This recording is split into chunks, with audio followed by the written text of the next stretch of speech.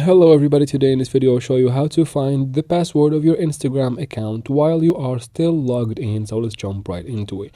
Let's try this from the app. Go ahead and open Instagram, tap on the profile picture in the bottom right corner, and then tap on the three lines in the top right corner. From there tap on settings and privacy. Tap on account center. Now a lot of people think that when you go to password and security right here, and then go to change password, a lot of people think that you can find the option to know the password right here, which is clearly not the case. You cannot find the password right here. You can just reset it if you already know the current password, and it will only give you from here a reminder of the last time you have updated it. Now let's go to see how you really can find it. First, quit the application and then go to your browser.